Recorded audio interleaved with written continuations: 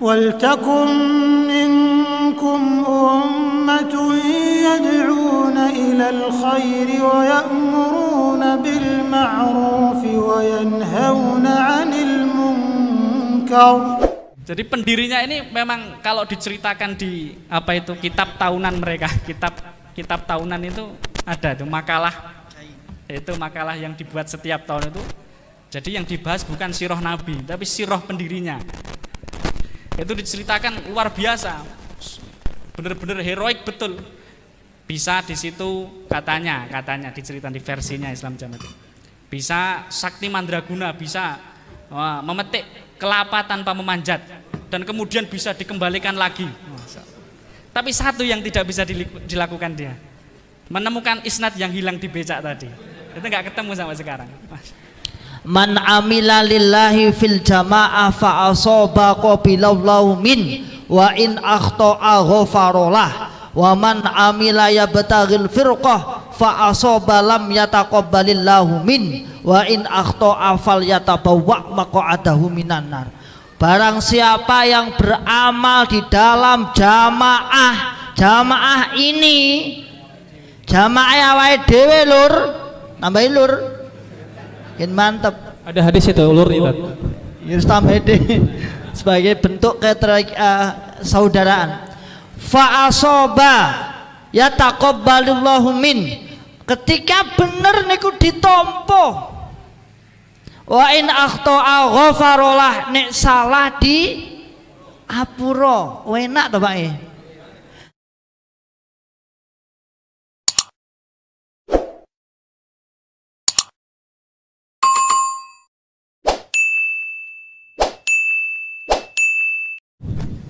Bismillahirrahmanirrahim. Assalamualaikum warahmatullahi wabarakatuh.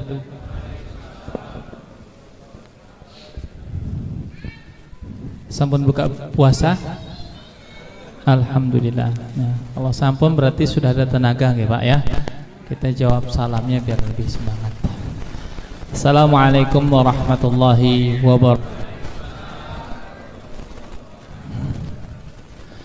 Alhamdulillah wassalatu wassalamu ala rasulillah Muhammad ibni Abdillah wa ala alihi wa ashabihi wa mawalah wa la hawla wa la quwata illa billah.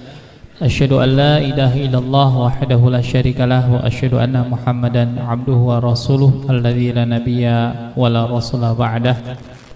Amsayna ala fitratil Islam wa ala kalimatil ikhlas wa ala dini nabiyyina Muhammadin sallallahu alaihi wa ala millati abina Ibrahim hanifan muslima wa makana minal musyrikin. Ikhwani wa akhwati fillah, Bapak Ibu sekalian, jamaah kajian ba'da maghrib Islamic Center Karanganyar yang semoga Allah Subhanahu wa taala memuliakan kita semuanya.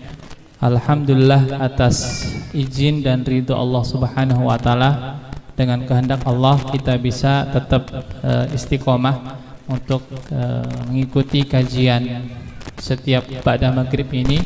Semoga setiap langkah, niat dan jerih payah panjenengan semuanya dicatat Allah Subhanahu wa taala sebagai amal soleh. Salat dan salam semoga terlimpahkan kepada Rasulullah sallallahu alaihi wasallam, kepada segenap keluarga, sahabat dan umatnya. Bapak Ibu sekalian, sebelumnya Syekh Ramadan menyampaikan salam untuk panjenengan semuanya. Mohon maaf, beliau saat ini sedang safar keluar daerah.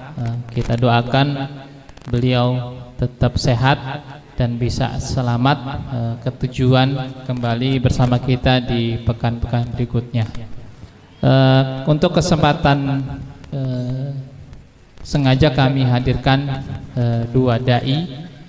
Yang pertama dai dari asal Tawamangu, Karanglo.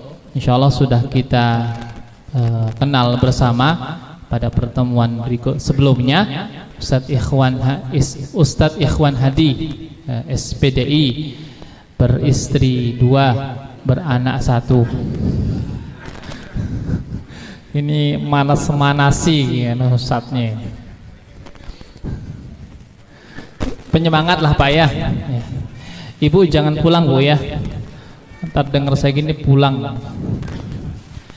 Kemudian di sebelahnya ada Ustadz kita, dai dari Jatiyoso, tapi beliau punya mertua asal Seragen. Saya kira dari Seragen, ternyata dari Jatiyoso, dekat dari sini. Beliau bernama Ihsan Nur Kholis, lahir di Jatiyoso 20 November 1990. Alhamdulillah sudah nikah. Oh ya, istri baru 1. Semoga bisa menyusul Ustadz Ikhwan. Anak juga baru 2. Semoga bisa menyusul saya. Dan beliau sekarang sedang menyelesaikan program S1-nya di Staimas ya, Wonogiri. Kita doakan semoga beliau cepat selesai S1-nya. Sama-sama dua dai kita ini adalah hijrah ya, dari minal batil ilal haq, minal zulumati ilal nur. Dengan izin Allah bisa bersama kita untuk kemudian memberikan ilmunya kepada kita semuanya. Pada kesempatan malam hari ini kita lebih kepada sharing, tanya jawab tentang bagaimana dakwah dan hijrah. Yang pertama insya Allah akan saya berikan kesempatan dulu kepada Ustadz Ihsan Nur Kholis, karena tadi permintaan dari Ustadz Ikhwan, biar yang pertama Ustadz Ihsan dulu gitu. Ustadz Ihsan sehat, Ustadz Ihsan. Monggo Ustadz. Alhamdulillah. Sebelum kita mulai, monggo Ustadz Ihsan bisa sedikit memberikan prolog terkait tentang hijrahnya panjenengan, kapan mulai hijrah, dan apa jenengan itu termasuk yang dalam jamaah sejak dalam kandung badan, atau kemudian terkena virus di tengah usianya. Nanti beliau jelaskan, dan sebutkan mungkin masa-masa sulit yang antum alami ketika proses hijrah. Monggo. Assalamualaikum warahmatullahi wabarakatuh. Alhamdulillahirabbil alamin, asyhadu an la ilaha illallah wa asyhadu anna Muhammadar Rasulullah sallallahu alaihi wasallam wa ala alihi wa ashabihi, amma ba'd. Alhamdulillahirabbil alamin, kita bersyukur kepada Allah atas semua nikmat yang telah diberikan kepada kita. Alhamdulillah kita bisa berkumpul, dan saya diberi kesempatan untuk sedikit cerita atau mungkin menceritakan pengalaman ya, bukan artinya tadi dari Ustadz Riki kok mengambil ilmu, artinya insya Allah di sini sudah banyak kajian-kajian tentang keilmuan. Kita di sini menceritakan tentang perjalanan hijrah kita. Alhamdulillah saya di organisasi saya yang dulu, Islam Jamaah Jokam, itu sejak dalam kandungan mungkin ya. Jadi orang tua kami itu sebelum menikah sudah menetapi Islam Jamaah atau Jokam, dan kemudian beliau menikah, dan saya termasuk di situ lahir dalam kondisi sudah Islam Jamaah atau Jokam. Jadi istilah mereka itu bibit tumpul apa bibit unggul? Bibit unggul. Katanya bibit unggul yang nantinya diharapkan untuk bisa memperkuat dan menyebarkan dakwah Jokam Islam Jamaah ini. Berarti ini bibitnya tersesat ini. Wah ya, bibit tumpul tadi. Bibit tumpul namanya. Tadi bibit tumpul atau bibit tumpul. Dan alhamdulillah orang tua kami juga sudah hijrah keluar dari Jokam Islam Jamaah. Dan sedikit mungkin menceritakan tentang perjalanan hijrah kami adalah sekitar tahun 2012 saya sekitar umur 22 tahun kurang lebih. Di situ saya sudah aktif di Islam Jamaah menjadi dai ya, dai di Jokam, mubalek, tugas, dan kemudian ditugaskan di daerah saya di sekitaran 3J, Jatiyoso, Jatipuro, dan Jumapolo. berawal saya melihat kondisi Jokam yang saat itu masih gemar melakukan kesyirikan, antara lain mungkin ada yang masih praktek perdukunan, kemudian tanya kepada dukun ketika ada barang hilang dan lain sebagainya. Di saat itulah saya sebagai dai istilahnya terketuk, bagaimana ini kok ada jamaah Islam jamaah yang masih mempraktekkan seperti itu, dan notabene itu adalah pengurus-pengurusnya, pembesar-pembesarnya. Dukunnya dari mana? Dukunnya ya dari luar maupun bahkan juga banyak dari dalam juga. Ya. Mereka mengatakan ya istilahnya sesepuh gitu, sesepuh, tapi praktek-prakteknya dalam tatbiknya setelah diteliti ya sama dengan dukun. Namun mereka beralibi, mereka mengatakan ilmunya ini dari pendirinya, artinya ini bukan praktek perdukunan, tapi ini ya cuma istilahnya minta kepada Allah, alasannya seperti itu. Sanatnya mutasil berarti ya? Mutasil dari pendirinya. Kemudian kita membuat lembaran-lembaran dalil-dalil, susunan dalil-dalil, kemudian ketemulah saya dengan sebuah kitab yang sangat istilahnya berkesan di hati saya, dan dengan kitab itulah alhamdulillah atas izin Allah kita dibimbing untuk melihat sejatinya Islam jamaah dan bisa hijrah dari Islam jamaah atau Jokam. Itu adalah kitab Tauhid dari Syekh Muhammad At-Tamimi. Di situ dimuat tentang penjelasan tauhid, penjelasan keimanan orang iman secara mendasar, akidahnya bagaimana kita sampaikan. Namun di tengah perjalanan banyak pertentangan dari para pembesar-pembesar Jokam. Pertentangannya adalah mereka mengatakan itu kitab karangan. Artinya ketika mereka mengatakan kitab karangan adalah kitab yang tidak murni, kitab yang batil, kitab yang sesat menyesatkan. Jadi kitab Tauhid karya Syekh Muhammad At-Tamimi, insya Allah mungkin para jamaah juga sudah ma'ruf, itu dikatakan kitab karangan. Jadi di dalam Islam jamaah itu mereka mempunyai sistem keilmuan, ya di situ yang dikaji adalah kitab-kitab susunan mereka sendiri, dan mendoktrin para jamaahnya selain kitab yang disusun dari golongan tersebut itu kitab sesat, kitab karangan, kitab batil. Mereka mengatakan seperti itu. Dan itu kan kitab yang disusun oleh jamaah sendiri. Itu kan juga sama dengan kita bisa katakan itu kitab karangan yang mereka susun sendiri. Iya, jadi mereka itu kontradiksi dengan pernyataannya. Mereka mengatakan kitab Bulughul Maram, kitab Tauhid, kitab Riyadhus Shalihin itu kitab karangan, gua biuk, dipelajari nggak ada gunanya.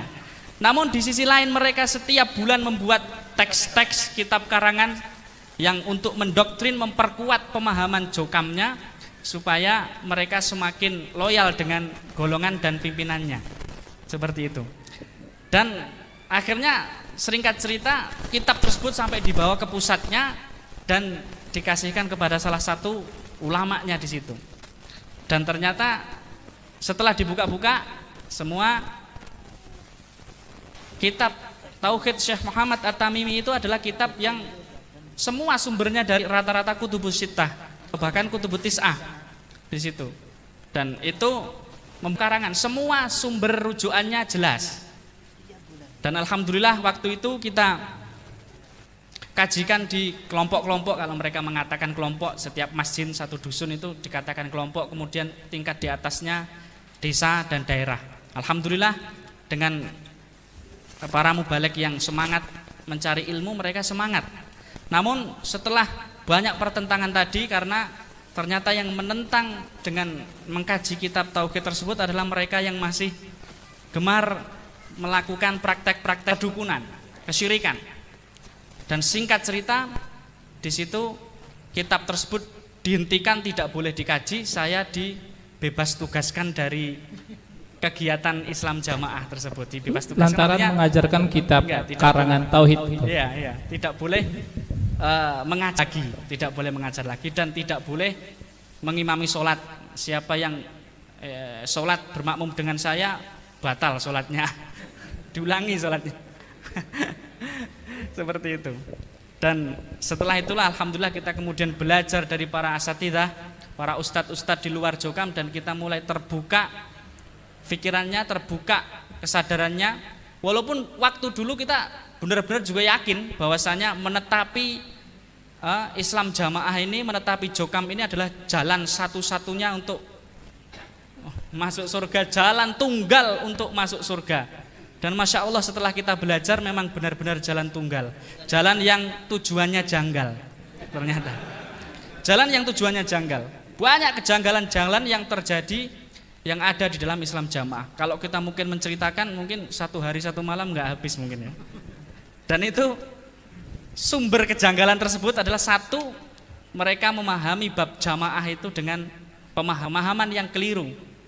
Yang kedua, sistem keilmuan mereka adalah dengan katanya mangkul musnad mutasil, tapi mentok pada pendirinya saja, mentok pada pendirinya, pemahaman pendirinya, dan itu tadi mendoktrin kepada jamaahnya kitab yang tidak dikaji oleh jamaah kita, kitab yang disusun di luar organisasi kita adalah kitab karangan, kitab batal, diamalkan buak biuk, nggak ada artinya.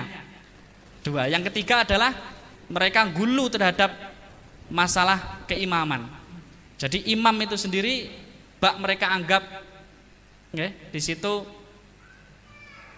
bisa kita katakan dianggap Tuhan, bahkan dianggap nabi. Jadi semua penjelasan Quran dan Sunnah kalau tidak lewat imamnya tidak boleh diamalkan. Diamalkan pun ketika bapak imam tidak ridho, Masya Allah, tidak menjadi pahala. Sampai keyakinannya seperti itu. Andai kata ini sesuatu yang haram diterangkan dalam as-sunnah, dalam Al-Quran, ketika bapak imam belum mengijtihadkan, bahasa mereka, belum diijtihadkan oleh bapak imam, maka hal haram tersebut dilakukan pun tidak apa-apa, karena belum ada teksnya katanya. Dan inilah yang membuka kita semakin jelas bahwa aslinya Islam jamaah adalah di situ banyak penyimpangan. Saya mau bilang penyesatan itu enggak? Rapat Tegal. Sesat ya. Banyak kesesatan di situ. Wah, seperti itu. Nah, itulah beberapa poin yang menjadi turunannya akhirnya banyak sekali tentang memahami jamaah yang keliru dengan memelintirkan beberapa dalil. Kemudian masalah sistem pembelajaran keilmuannya, mereka mengatakan yang mempunyai ilmu yang murni hanyalah golongan kita, yang mangkul musnad mutasil. Mangkul itu dipindah dari guru ke murid, musnad itu bersandar, kemudian mutasil itu ada musnad itu ada isnadnya, mutasil itu bersandar. Tapi anehnya mereka sendiri mengatakan, menceritakan bahwa isnadnya pendirinya itu hilang di becak. Dan sampai saat ini masih menjadi misteri yang tidak terpecahkan. Masih menjadi misteri. Mengatakan di luar tidak punya isnad, yang punya isnad hanya golongan kita, tapi isnadnya dewe ketinggalan dek becak ra ketemu tekan saiki. Banyak kontradiksi kalau kita mau mempelajari dengan ya teliti seperti itu. Justru kelebihannya di situ, Ustaz. Oh iya. Jadi ini sedikit ya Ustaz ya. Jadi pendirinya ini memang kalau diceritakan di apa itu kitab tahunan mereka, kitab tahunan itu ada tuh makalah, itu makalah yang dibuat setiap tahun itu. Jadi yang dibahas bukan sirah Nabi, tapi sirah pendirinya. Itu diceritakan luar biasa, benar-benar heroik betul. Bisa di situ katanya diceritakan di versinya Islam Jamaah itu. Bisa sakti mandraguna, bisa memetik kelapa tanpa memanjat, dan kemudian bisa dikembalikan lagi. Tapi satu yang tidak bisa dilakukan dia, menemukan isnad yang hilang di becak tadi. Itu nggak ketemu sampai sekarang. Maka banyak kejanggalan gitu. Ini Ustaz yang terangin kok saya yang haus ya. Masya Allah, ini kalau sesuai dengan judul yang kita sampaikan di pamflet adalah dakwah dan hijrah. Tadi saya sebetulnya ingin kepada proses hijrahnya, tapi ternyata kok sampai becak dijelaskan. Oke, itu tadi prolognya. Kemudian alhamdulillah perjalanan hijrahnya adalah di tahun itulah kita mulai terbuka. Kemudian tahun 2017 kita ikut sering ikut kajian dengan ustadz-ustadz kita yang sekarang nasibnya pun juga sama, dikeluarkan dari Islam Jamaah, yaitu Ustadz Khalil Bustami, Ustadz Abdullah Mas'ud, Ustadz Abdul Aziz, yang sebenarnya beliau juga ingin membenahi kondisi seperti itu yang sangat jauh dari kebenaran. Dan akhirnya tahun 2000, alhamdulillahi ala kulli hal, saya dikeluarkan dari komunitas tersebut. Bukan hanya dibebas tugaskan, tapi dikeluarkan. Dan sempat ada ancaman-ancaman kepada saya. Didatangi ke rumah, ditanya macam-macam, intinya masih mengakui Bapak Imam sebagai imam kamu, penghalal hidup kamu apa tidak. Saya jawab dengan tegas, ya Islam itu tidak butuh pengesah. Dan kemudian singkat cerita saya dikeluarkan, dan yang hal-hal yang terberat yang kita alami adalah alhamdulillah ala kulli hal saya hidup di lingkungan Jokam. 99% semuanya Jokam. 1% yang tidak, saya sendiri dan keluarga. Dan alhamdulillah kita, pertama saya dikeluarkan dari beberapa komunitas di grup WA, grup media sosial. Kemudian setelah itu tidak ada yang boleh mengajak omongan dengan saya. Dan terakhir saya saat sholat isya, habis sholat isya saya ditarik sama bahasa mereka itu bolo pendem gitu ya. Bolo pendem itu pasukan khusus gitu. Nah, tapi kalau kita mengatakan sebenarnya itu bolo mendem, bukan mendem. Saya tarik dari masjid dan dibilangin saya nggak boleh ikut kegiatan di masjid tersebut. Dan itulah mungkin hal-hal yang tersulit, karena waktu itu juga masih ada sedikit syubhat tentang keimaman, bahwasanya orang hidup itu harus punya imam waktu itu. Namun alhamdulillah saya mendengar ada sebuah ucapan yang memantik kesadaran saya bahwasanya sing mbok, ada ucapan seperti ini, sing mbok elu niki arep sapa? Imamnya wae ora taat Allah Rasul kok arep mbok ikuti. Imamnya saja tidak taat Allah dan tidak taat Rasul, kenapa kamu begitu mengagungkan dengan namanya keimaman? Akhirnya waktu itulah sadar alhamdulillah, dan kita dengan kondisi seperti itu akhirnya bergabung dengan muslimin di sekitar kita, dengan umat Islam di sekitar kita. Ya waktu itu banyak diteror, sampai rumah itu saya kebetulan masih punya adik itu masuk di grup-grup mereka, ada ancaman-ancaman rumahnya mau dirobohkan, saya mau diusir dari kampung situ, padahal itu rumah-rumah saya sendiri. Dan kebetulan saya di desa tersebut menjadi salah satu perangkat desa, mau diusir, kemudian mau dirobohkan rumah saya. Setiap malam itu pas waktu Ramadan tahun 2018, rumah saya jadi kayak menjadi suatu itu kebiasaan kalau setiap malam dilempari mercon ke pekarangan rumah saya itu zaman. Dan sempat malah saya mau dikeluarkan dari, istilahnya kalau di kampung itu kan ada RT gitu ya, ada komunitas, ada RT, ada paguyuban di kampung itu, saya mau dikeluarkan. Lah ketika itu adalah salah satu orang Jokam yang masih belum mendarah mendaging itu ya mempertanyakan, loh ini urusan kemasyarakatan kenapa kok sampai dibawa ke sini? Artinya dia sudah tidak ikut ngaji dengan kita, ya sudahlah. Malah dimarahi orang tersebut. Wah, kamu berarti nggak paham, membela dia. Pasti kamu juga terpengaruh berarti. Terpengaruh ini, Masya Allah. Ya, kalau kamu ikut-ikutan sama dia, nanti kalau kamu mantu tidak didatangi orang sak kampung. Wah, ancaman. Kebetulan dia mau mantu, mau hajatan itu. Diancam seperti itu. Cuma istilahnya dikatakan membela ya nggak membela, cuma dia itu kan mbok ya wis lah, udahlah. Urusan kemasyarakatan dengan keyakinan sudah. Kita nggak usah digebyah-uyah. Tapi akhirnya orang tersebut juga diancam oleh tersebut. Sebenarnya kita melihat seperti itu bukan malah kok kita marah dan lain sebagainya. Kita justru kasihan. Orang yang seperti itu hanya didoktrin dari orang-orang atasannya pembesar-pembesarnya untuk ikut membenci kepada orang-orang yang hijrah atau orang-orang yang ingin di situ menjelaskan tentang hakikat Islam jamaah, tapi yaitu didoktrin untuk membenci orang tersebut, membenci orang-orang yang hijrah. Dan saya pernah, Ustadz, saya pernah ngomong sama salah seorang jokam juga, sebenarnya saya ini salahnya apa kok sampai mau diusir, mau dikeluarkan dari komunitas RT-nya. Ini salah saya apa? Apakah saya itu berbuat onar di kampung? Justru saya itu juga termasuk pamong di desa. Apakah saya itu juga utang orang bayar? Apakah saya itu tukang mengganggu rumah tangga orang lain? Apa saya itu tukang mencuri? Kok sampai bencinya luar biasa dengan saya? Sebenarnya alasannya apa kok begitu benci dengan saya? Ya, jawabnya ini perintah dari Bapak Imam. Nah, seperti itu, Masya Allah. Itu jawabannya Pak singkat. Saya diperintah Bapak Imam seperti itu. Dan alhamdulillah di keluarga besar itu juga ada grup.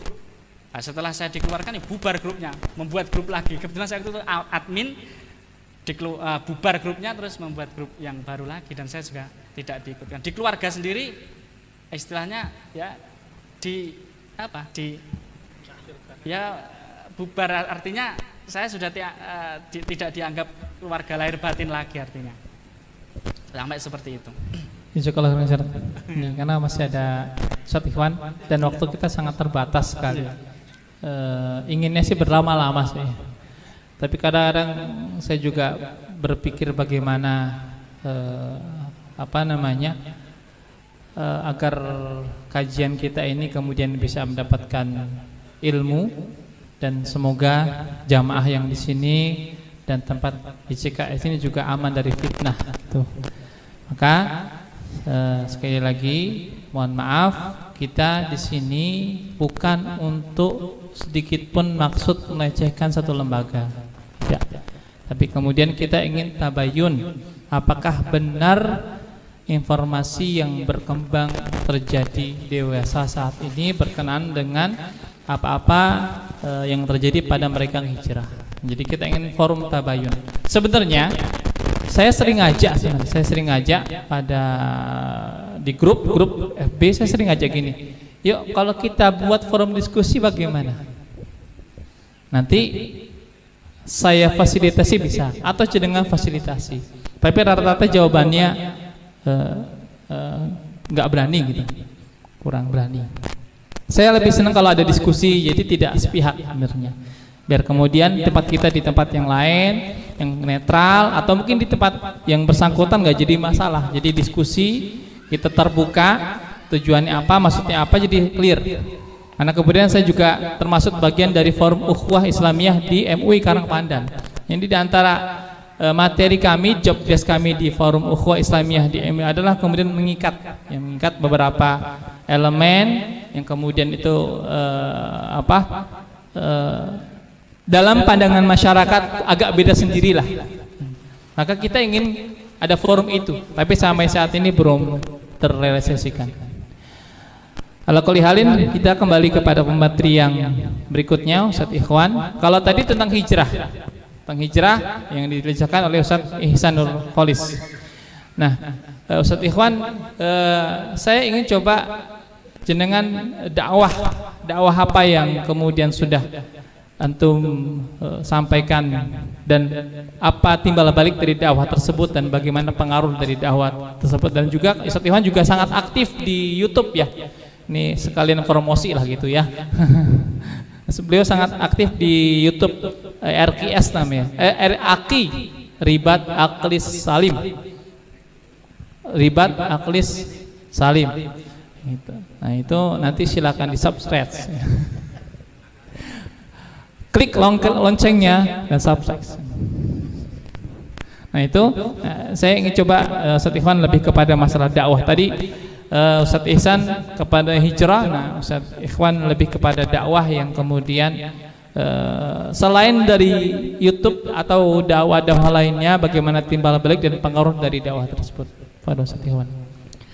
Bismillahirrahmanirrahim. Assalamualaikum warahmatullahi wabarakatuh. Alhamdulillah rabbil alamin. Alhamdulillahi wa kafa. Wa sallallahu wa sallama ala rasulillahil mustafa. Asyhadu an la ilaha illallah wa asyhadu anna muhammadan abduhu wa rasuluh sallallahu alaihi wasallam. Ma'asyiral muslimin hafizakumullah ta'ala. Bapak ibu dan semua hadirin yang hadir pada malam hari ini, alhamdulillah yang kedua kalinya saya hadir di sini setelah bulan 11. Saya ingat betul saya hadir di sini, lalu kemudian 1 minggu kemudian saya mendapat kiriman batu. Ya. Jadi 1 minggu saya ngisi di sini, terus hari Jumatnya saya mendapat kiriman batu yang tidak diberikan secara baik-baik, cuman satu agak besar 4 kilo dilempar di pintu saya. Nah, ya umpama sak truk jane malah tak gawe prigi tapi jane. Anding mong siji ya wis. Tapi setelah saya runtut-runtut, bukan masalah saya hadir di sini. Awalnya sempat berpikir ke situ. Opo aku dino Senin kae ning Islamic Center mulo dibalang watu. Islamic Center nyangoni roti malah nyangoni watu, pikirku ngoten niku. Ternyata kejadian itu adalah sebagai kejadian ancaman saya untuk kehadiran saya hari Sabtunya. Karena hari Sabtunya saya dipanggil MUI Solo. Alhamdulillah saya dapat undangan, tapi yang hadir adalah 7.000 orang yang tanpa diundang. Nah, akhirnya saya dikepung katanya di sana di 7.000, sempat masuk koran juga. Nggak apa-apa. Jadi mungkin ke bariki dikirimi apa nah ya kira-kira? Nambah subscribe. Nambah subscribe, nambah terkenal. Nah, fokus kepada dakwah bahwa memang kami secara prosedural memang kawan-kawan hijrah itu sudah menyebar ke seluruh Nusantara, Pak. Jadi alhamdulillah mulai dari Papua sampai Aceh itu ada. Dan kami pun juga menggunakan prosedural sesuai prosedural yang ada di Indonesia. Sebagian melakukannya dengan melalui pendekatan ke MUI, Majelis Ulama Indonesia. Sebagian juga melakukan pendekatan secara kekeluargaan. Sebagian menggunakan cara dengan dakwah media. Artinya gini, kenapa kita sampai getol seperti itu? Kenapa kita sampai semangat, kawan-kawan hijrah sampai semangat untuk selalu mengajak kembali kepada Islam rahmatan lil alamin? Karena memang kita sudah tahu betul bahwa aliran ini itu aliran sudah memang bahaya dan super bahaya. Sehingga kami termasuk Mas Ihsan Nurholis, beliau ini jadi di Karanganyar itu koordinator keulamaan itu dipegang 3 orang dulu. Pak Bunyani sebagai ketua, kemudian saya dan Mas Ihsan Nurholis niki sebagai pemateri sebagian. Jadi sekarang alhamdulillah 3-3-nya sudah hengkang. Mbok saiki sapa ra mudeng aku ya. Jadi 3-3-nya sudah, dari 7 daerah itu, ada 8 daerah itu kami jadi sempat didapuk jadi koordinator keulamaan Sekaranganyar sini. Ya. Kita terus dakwah, membuka akal sehat, membuka akal waras, membuka akal selamat. Kenapa? Karena akalnya terbelenggu, Pak. Jadi terus jenengan ora ning jero ngono ya enake mung guyu karo guyu nek gagas. Nggih mboten. Jenengan nek ora ning jero ya enake guyu karo guyu, tapi sing ning jero orang guyu yakin banget. Ha niki Mbah Budi niki ngajeng niki. Pinten tahun Mbah jenengan, Mbah? 60 tahun. Beliau mantan juga. Sesepuh niku. Jenengan ngertos. Ngono ngajeng piyambak niku. 60 tahun, alhamdulillah.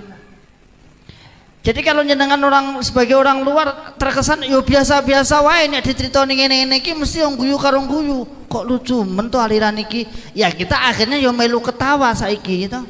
Tur banter guyuku malehan. Maksudnya guyu kok yo gendengku kok yo suwe men baten. Pengakuan. Kan luwih apik ngaku daripada orang. Jadi sudah taklidnya mengikuti pemimpin yang luar biasa, lalu kemudian menganggap yang lain semua salah, hanya kita yang paling benar. Dakwah yang kita lakukan berbagai macam cara. Memang Pak, saya akui kalau saya Mas Nurholis itu kita nggak bisa dakwah langsung kepada mereka. Kita akui. Jangankan diajak ngomong, ngerti raine lho mburuhke. Ngerti mburuhke jenengan. Bayar wong ngongkon nawang. Bahkan dulu itu ojo nyawang raine gak kesihir, masalah. Makanya saya dan kawan-kawan ini terus mendakwahkan melalui apa? Melalui orang yang masih bisa berkomunikasi dengan mereka. Tak lain jenengan sebenarnya. Jenengan-jenengan niku lho asine niku sing berpeluang. Kami yang memberikan amunisi. Jenengan kan punya saudara, punya tetangga. Sing isek gak gampang, jak lungguh cek gampang nek kare kula. Jenengan sebut jeneng kula mawon kare niki. Engko pembicaraan kita rampung. Wis aja mbahas kuwi tak ngono malian to. Jenengan tembang Ustaz Iwan. Usah sambah suwi. Bisa loro ati pengen dadi imam. Mosok sing wedi sian nggih. Nah. Itu akutnya doktrin sampai seperti itu. Nah, katanya kawan-kawan yang ada di sana, loyalitas sekarang mulai menipis. Jadi di dalam itu sudah saling curiga. Ya mau. Nek bilang ngomongnya saidik langsung. Ada di tetangga saya itu yang kemarin diceritakan Ustadz Riki di belakang rumah saya yang keluar itu gara-gara dia bilang gini. Jadi katanya dia sendiri cerita. Jadi jenengan niku Mas pas niku dirasani wong. Iwan kae ora ustad. Umpama murtad ya dadi murtad malian dak niki kita. Tatat tibake murtad ngoten. Yang penting jangan di depan tat itu ya.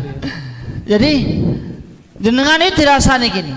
Iwan kae saiki halal dibunuh. Dirampas hartanya halal. Lah si teman saya itu komen, ngono kuwi niku cerita dhek. Ngono kuwi nek Iwane salah. Lah ning kan awake dhewe ra ngerti salahe ning endi. Oh, berarti kuwi bolone kuwi mesti. Walhamdulillah sekarang dikeluarkan. Ya lara apa semua golek. Lah aku yo mau ngono tok lho Mas lho. Sidik lho. Sidik ngene. Aku mau ngomong ngono tok lho Mas. Itu yang duduk di samping itu gara-gara nyimpen nomor saya juga dikeluarkan. Nyimpen nomor saya cuma. Yang pakai itu yang topi tauhid itu. Nasib Mas ya. Nyimpen nomor saya dikeluarkan langsung. Iya Pak. Tadi tentara. Niki lho perangkat desa. Niki nggih perangkat desa. Bayan. Iya Pak, perencanaan jenengan. Lho, kelasnya perangkat desa lho. Iso sik di ngoten niku lho, Pak. Kan yo nemen lho jenengan. Pemene nek kula mboten perangkat desa, namung kula namung apa mah dadi jarine ben sampah malah jarine. Ya, karena hidup di mayoritas katanya. Jadi dakwah kita akhirnya Pak, dakwah kita buat dua jalur. Yang pertama tetap prosedural, ikuti walaupun kita tidak berharap, sangat tidak. Kalau nek berharap banget ngono ora berhasil iki loro ning ati. Wong ini sudah disesat di fatwa sesat sejak tahun 70-an atau tahun berapa itu sudah 71 sudah sesat fatwa. Kemudian diganti organisasi, diganti, saksi ratusan, bukti ratusan, korban ratusan. Bahkan ketika kita zoom dengan para MUI itu, kula niku saksi, kula nggih pelaku, kula nggih korban. Jaluke sapa? Kurang apa? Bukti ada. Tapi apakah langsung bisa ditindak? Tidak bisa. Tuh. Nah ini itu sudah, maka kita sekarang ini tidak membahas, kita apa istilah bahasanya, yaitu berharap tapi nggak lama-lama, nggak berharap 100%. Yang kita tembak adalah akal waras, akal sehat personalnya. Diajak berpikir, mosok towong nang jero agama kok terus raleh rukun. Ini yang satu ini satu keluarga kemarin Di kampung saya itu saudara saya, kakak ipar saya, sak keluarga dikeluarkan akhirnya. Baru malam satu. Sepele. Dari awal sudah diperingatkan, ojo nrimo iwan neng omahmu. Padahal kakak saya, kakak ipar. Sudah beberapa akhirnya di A1. Apa A1 Pak? Dicurigai terus. Klasifikasinya. Terus ngeyel terus ya akhirnya. Wow. Dasarnya aku neng ngomong ya tak sengai terus ya. Nah, kowe mau kon ngopo? Ora oleh anu kowe kon benci kowe. Lah kowe pilih aku mau pilih kono karek anak. Nah. Oh ini apa ya dulur sing dianu. Nah, akhirnya malam Sabtu kemarin dikeluarkan. Jumlah anggotanya satu keluarga 7 orang. Dikeluarkan tadi sholat maghrib ning masjid Jokam, sholat isyae medun. Aku lho ya kaget ya. Lho, kowe ngapa Kang medun? Lah ora oleh nek dhuwur saiki yo. Lagi wae. Maghribnya masih di sana, isyae medun. Karena kan masjidnya kan di bawah tuh. Tawang mau kan ngandap. Berdampingan, masjid itu berdampingan. Iya, jaraknya mungkin 10 atau 20 meter, enggak jauh lah, deket lah. Nah, itu jadi kita dakwah tetap lah, kita monggo panjenengan, saya minta panjenengan semua untuk mengajak panjenengan yang saya berikan amunisi panjenengan yang berdekatan dengan mereka-mereka ini supaya bisa berkomunikasi. Kalau jenengan ada kesulitan dengan masalah itu, tanya kepada kita. Dan alhamdulillah berhasil itu Pak, berhasil. Nah, dijajak omong dulur-dulure, piye menurut golonganmu jarine nek ngene iki, jarine nek ngene iki, walaupun seakan-akan jenengan bertanya nggak tahu tapi sebenarnya sudah tahu. Itu balik aja itu. Insyaallah itu dari saya sedikit. Nggak terasa Pak ya, udah Isya ya. Padahal kayak ngomongnya betul dia barusan ya. Ini sudah waktu Isya. Perlu waktu khusus. Jenengan fasilitasi Pak. Ya, saya ini sebenarnya gini. Saya sebelumnya yang pertama saya mohon maaf sama pengurus ICK, mungkin secara pribadi saya mohon maaf. Semoga ini nggak jadi fitnah buat saya dan tidak jadi fitnah buat lembaga ini. Semoga Allah melindungi kita semuanya, menjaga ICK dari segala macam makar, bahaya, fitnah dan sebagainya. Dan Allah mudahkan segala urusan kita. Gitu. Intinya saya pribadi berkali-kali saya sebenarnya sudah komunikasi sama. Tapi caranya buat apa namanya diskusi gitu ya. Dia Setiawan sebenarnya sudah nggak akan bisa sudah berkali-kali, tapi saya tetap ngeyel juga. Sebagaimana yang di dalam ngeyel, saya juga ngeyel. Kadang berharap ingin buat forum besar gitu, ingin kita diskusi sama-sama. Yang namanya harapan itu ada Pak ya, harapan itu ada. Bapak Ibu semuanya, karena waktu kita terbatas, saya minta waktu sedikit dari panitia. Panitia 5 menit atau 10 menit. Kita kasih satu pertanyaan mungkin. Ingat Pak ya, satu pertanyaan saja. Pertanyaannya langsung intinya, nggak usah pakai mukaddimah. Alhamdulillah, sholatu wassalamu, langsung begini pertanyaannya apa gitu ya. Monggo langsung tunjuk tangan dulu Sulzin. Sebentar, jenengan sudah nanya kayak Pak kemarin Pak? Sudah nanya kayak belum? Sudah nanya. Antum bisa nanya di rumah Mas. Emang mau nanya apa sih? Kayak penting banget. Gimana? Beliau dipersihkan bertanya atau tafadhol? Ya. Satu dari ibu, ada yang mau bertanya Bu? Nggak ada? Alhamdulillah. Mau ibu-ibu pengen cepet-cepet balik. Oke, satu. Intinya langsung pertanyaannya. Ya, intinya. Monggo, Mas.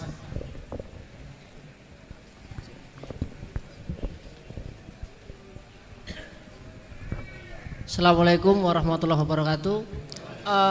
Mau tanya, apa poin terpenting ketika Jokam itu mendoktrin orang awam?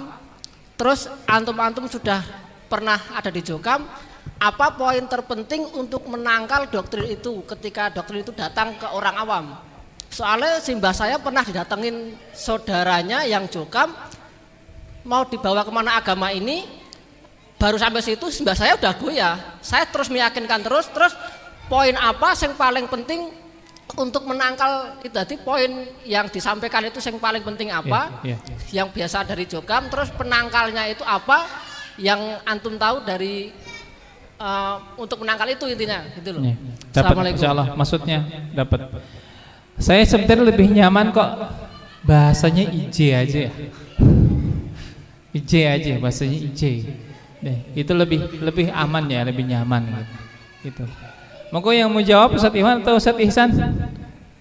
Singkat, padat, mungkin bisa dipahami bersama. Ya, intinya mereka dalam mengajak awam itu senjata andalannya adalah ngaji mangkul musnad mutasil langsung kepada dalil.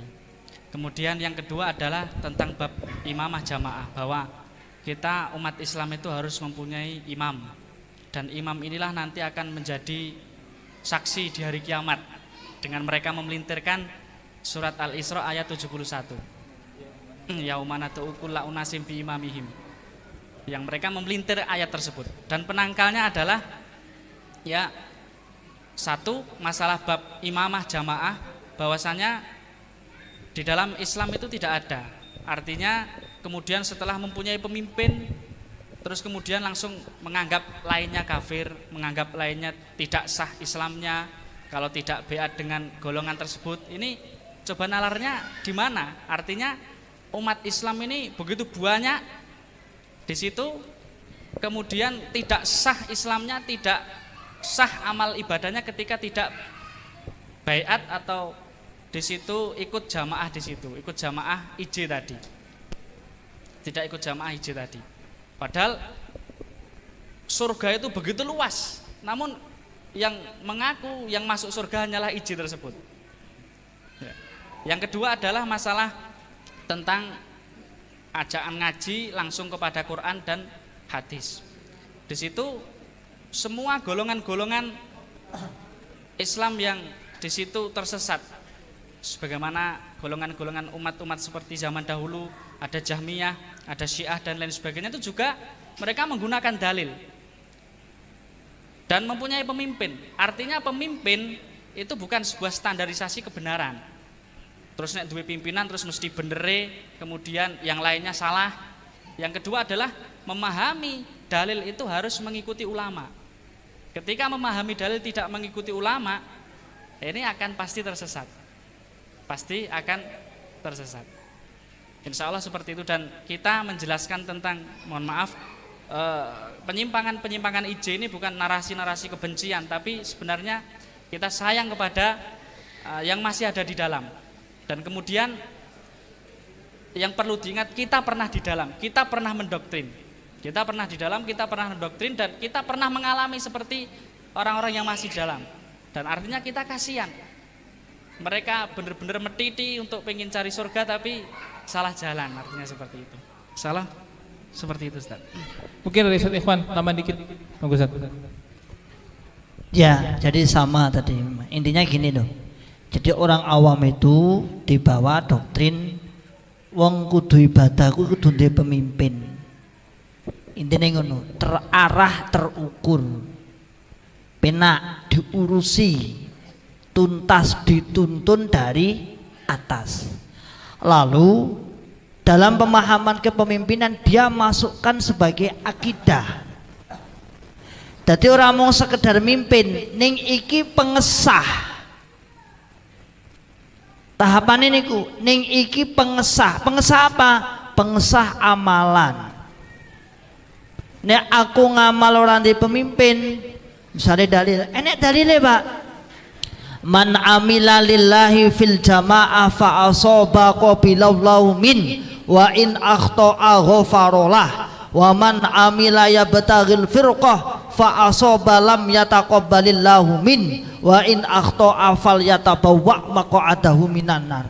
Barang siapa yang beramal di dalam jamaah ini, jamaah awake dhewe lur, nambahi lur. Mantap. Ada hadis itu ulur itu. Ya tambah deh. sebagai bentuk saudaraan.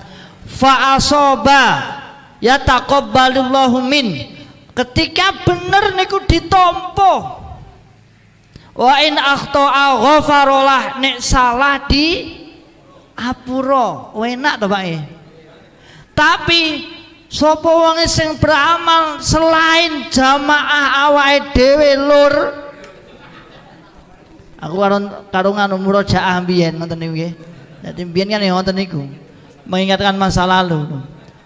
Maka fa in asobba lam yataqabbalullahu min, nek bener mboten ditampa. Yo. Jadi sampean salate bener ora ditampa. Wa in akhta'a falyatabawa maq'adahu minan nar. Nek salah dipersilahkan masuk neraka. Lalu disimpulne, bener ora ditampa, salah mlebu neraka, intine mlebu neraka. Terus di rumus Jawa, wong jamaah kuwi untunge untung, rugine untung. Wangel niki. Sekolah dhuwur kudune iki nggih. Nek wong jaba niku untunge rugi, untung bener beribadah tapi rugi, ora ditampa, rugine rugi. Oh iki tak eling-eling aja sampai ilang ya. Tak tulis gen lali ya, ini penting itu. Nah, siapa yang nggak terbawa itu? Akhirnya orang awam katut, oh iya ya. Nah, apa bantahannya? Bantahannya seperti tadi. Imamnya itu manusia. Manusia, sekali manusia. Sama punya nafsu dengan kita sama. Bahkan kalau kita buka mata hati kita, mata melek dengan cari hidayah, itu kadang-kadang cara sifat sikapnya itu ora solih, ora kok melebihi kita, enggak kok. Senengane nggih napa jenenge? Offroad. Uka-uka ora uka-uka gitu. Touring gitu. Dan itu jamaah tahu loh. Tak dudone kae lho imam. Awake dhewe iki sak derma pokoke pasrah ridho. Awake dhewe niku surgane awake dhewe, nek neraka dicong tanggung dhewe, penting awake dhewe taat karo taat. Nah, coba diakal nalar. Lalu sekali lagi ditutup meneh, ditutup gak oleh pinter. Lah piye terusane kaya ngono kuwi? Pinter wae ora oleh. Ya sudah. Lah terus bantah lagi sampean. Loh, Mas, urusan dunya lah awake dhewe duwe proyek apa urusan sekolahan kuwi lho. Kuwi lho butuh ilmu, butuh sing pakar, butuh sing ahli. Sing kena urusan dunya. Lah niki urusan akhirat ora etuk pintere terus piye? Nah, itu yang bisa mementahkan dia. Mung trimo manut itu tuku kebo sing akeh ya rampung to ya. Mung monat manut ndak cukup manut, tapi manut itu ada ilminya, ada ilmunya itu. Jadi itu kurang lebihnya seperti itu ya. Saya kira demikian Pak. Kapan-kapan nanti kita agendakan lah yang besar, undang apa? Ya. Oh ya Pak, tadi Mas Nurul Khalis juga pesan pada kita, termasuk kemarin yang Pak Bunyani ya, Pak Bunyani juga, kami bertiga itu di sini sekali lagi walaupun disampaikan niki narasi-narasi bukan atas napa kebencian, bukan. Kami selalu menasihatkan kepada kawan-kawan hijrah, jangan ada dendam, karena amar ma'ruf diniati dengan dendam tidak berhasil. Biarlah mereka menzalimi kita, ndak apa-apa, kita harus menyelamatkan. Kuwi yo didikane awake dhewe mbiyen. Kuwi dibalang watu yo mbiyen kelakuanmu dhewe sing didik ngono kuwi. Nasib katut masyaallah. Lah iya to. Ngono kuwi ya stalus dodone ya wis bene wong mbiyen sing dibina ya aku. Dalam ini cari pulian Pak. Jadi jenengan misalnya ada iki cah iki kok teko rene neh, nek mboten digotong niki nggih mboten mungkin to kula mriki to. Ana ini majelisnya Ustadz Riki to. Jadi kita hanya dakwah, menyadarkan, sadar. Itu yang kita harapkan itu sadar. Itu aja Pak. Tadi dengan ampun suudon dengan saya ataupun terkait masalah detail dengan saged ten kula tak dudone sisan niki patune dilempar batu ten mriki no. Ya, enggak apa-apa itu.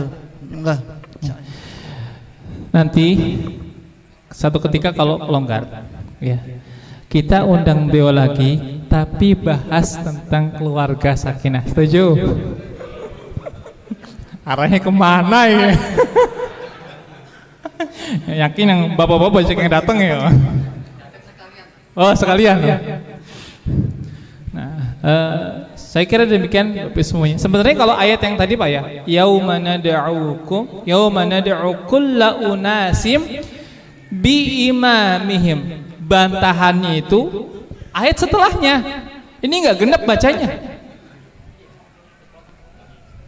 Bantahannya setelahnya. Faman utiya kitabahu. Itu bantahannya jelas saja. Enggak nyambung kitab imam, enggak nyambung. Jadi siapa imamnya? Amal kita di kitab. Ini bantahannya sebelahnya, gampang aja itu sebenarnya. Jadi kalau kemudian kita memahami agama itu utuh, enggak dipotong, selesai. Aman. Gitu, tapi semuanya mohon maaf dari kami pribadi, doakan beliau-beliau ini supaya tetap sehat, istiqomah, tambah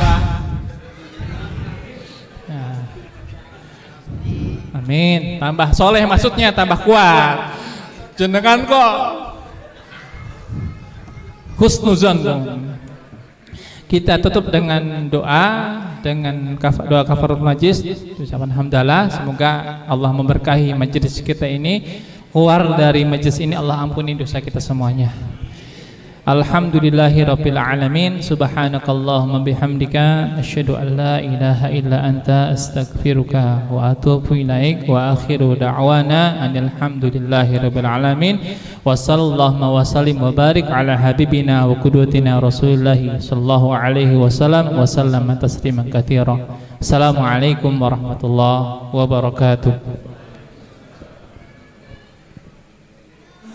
ولتكن منكم أمة يدعون إلى الخير ويأمرون بالمعروف وينهون عن المنكر